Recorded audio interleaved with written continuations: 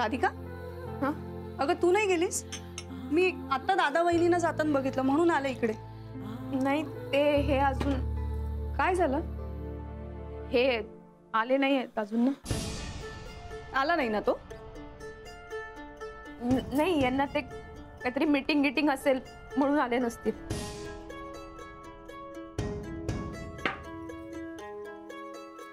ह्या सगळ्याला तू जबाबदार आहेस राधिका. प्रत्येक वेळेस त्याला पाठीशी घालतेस ना म्हणून तो असं वागतो. त्याला इतर सगळ्या गोष्टींसाठी वेळ आहे पण तुझ्यासाठी नाही.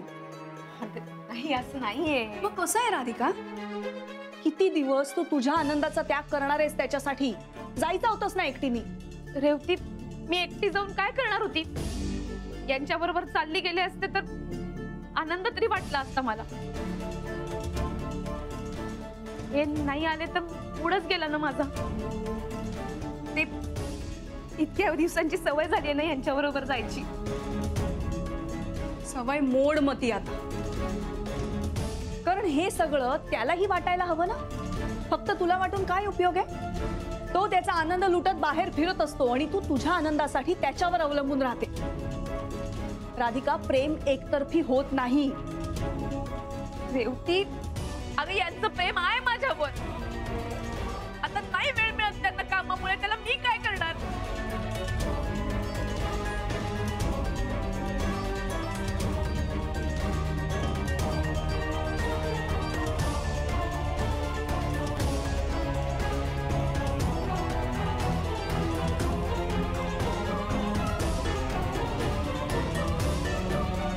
हे बघ राधिका, मला तुला दुखावण्याचा हेतू नव्हता.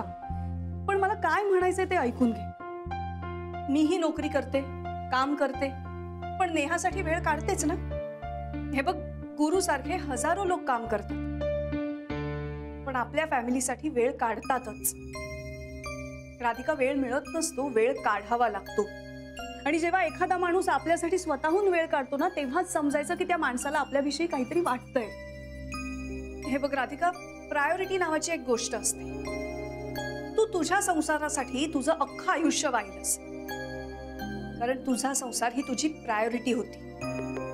पण तुझ्या नवऱ्याची प्रायोरिटी तू नाहीयेस. हे कधी कळणार तुला?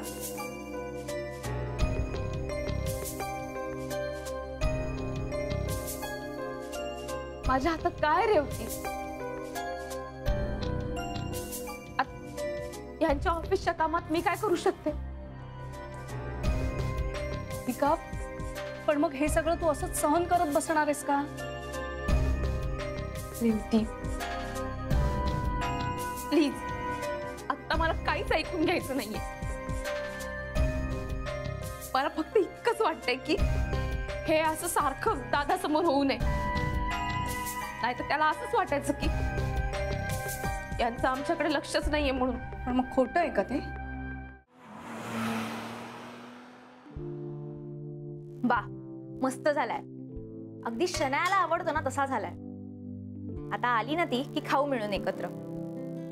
पण अजून कशी आली नाही ही?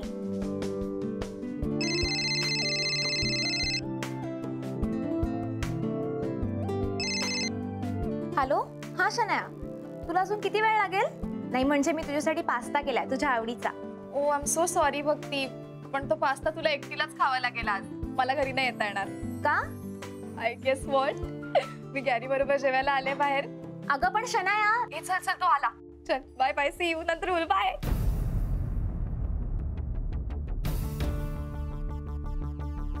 कठीण आहे सगळं. हे सगळं रेवतीला सांगायलाच हवं.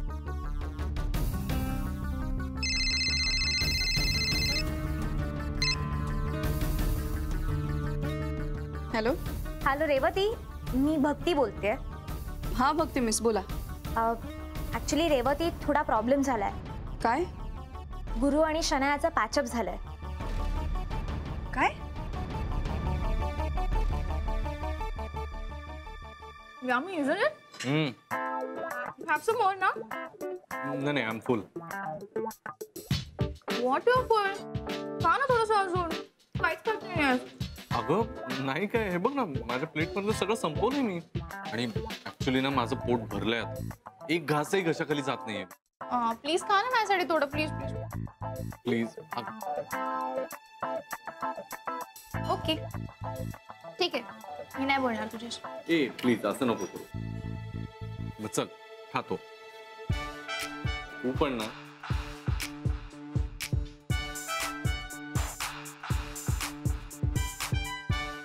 बेबी, तू असं जेव्हा माझ्यासाठी काहीतरी करतोस ना, मला इतकं आवडतं माहितीये. But you know what, whenever you say no, मला असं वाटतं की तुझं माझ्यावर प्रेमच नाही. असं कधी होईल का? तर नाही, माझं तुझ्यावर खूप प्रेम आहे and you know it right. Gary, जर का तुझ्या बायकोला आपल्याबद्दल कळलं तर तेव्हा काय करशील तू? Tell me, I want to know. तेव्हाच तेव्हा बघू. आता तिला माहिती नाहीये ना, तेवढंच पुरे. गॅरी, तिच्यासाठी मला सोडून नाही ना जाणार?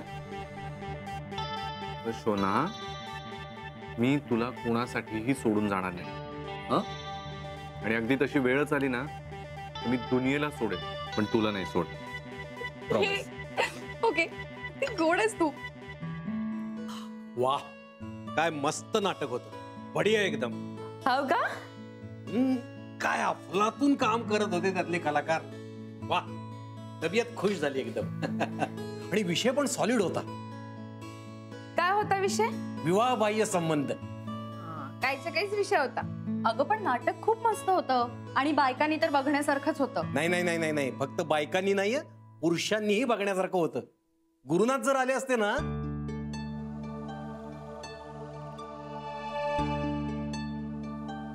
अरे, गुरुनाथ नाही आला का अजून? हो, त्यांना यायला वेळ आहे. तुम्ही असं करा, हात पाय धुवून घ्या, मी जेवायला वाढते तुम्हाला. नाही नाही, नको नको. इंटरव्हलला चांगले बटाटे एवढे हादडले तिथं. बढिया एकदम. भूक नाही मला आता. अरे मग दादा, हे स्वयंपाक कसं काय करायचं? अगं भूक नाही म्हणजे आत्ता भूक नाही. थोड्या वेळानं तुझ्या दादाच्या पोटात कावळे ओरडायला लागतील. रात्री जेवल्याशिवाय त्यांना झोप कुठे लागते माहितीये ना तुला? दिवसभर कितीही खाल्लं तरी रात्री खाल्ल्याशिवाय झोपायचे नाहीत. वहिनी, माझ्या दादाचं जेवण काढू नकोस बाई. बघ ना. नाही तर काय? अगं तुझ्या नवऱ्यानं बघ ना कसं छान मेंटेन केलंय. नाहीतर यांचं नगारा फुगतच चाललंय दिवसेंदिवस. कुठं काय? हे बघ, मी पण मेंटेन करून राहिलो. हो हो हो. दादा, पण आता काय करायचं? हा? अगं हे बघ, भाऊजी आले ना की आपण सगळे मिळून जेऊ. हा, पण कधी येणार आहेत ते? आता त्यांचं तर यायला उशीर होईल त्यांना. नाही, ते येतील कधी, पण जेवतील ना. नाही म्हणजे मेंटेन करतायत म्हणजे डायटिंग वगैरे करत असतील काय? नाही नाही नाही, जेवतील ते. तसंही त्यांनी बाहेर काहीच खाल्लं नसेल. कामाच्या गडबडीत ना ताण भूक पार हरपून जाते त्यांची.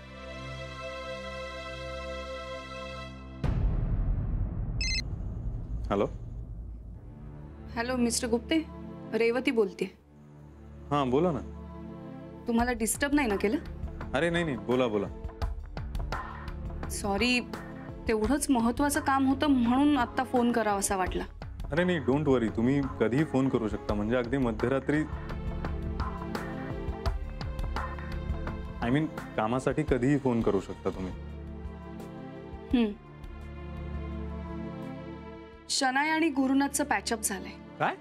तू घरी येतोस ना, म्हणून आमच्या ऑर्थोडॉक्स सोसायटीने तिला नोटीस पाठवली आहे. त्याच्यात असं लिहिलंय की तू यायचं नाही, तर मग तिला बाहेर काढ. आणि हे तिला पटलंय, सो तिने मला अल्टिमेटम दिला. आता तुला काय अपेक्षा आहे? मी काय करावं? हा, बायकोला सोडून देऊ, डिवोर्स देऊ? Think about it.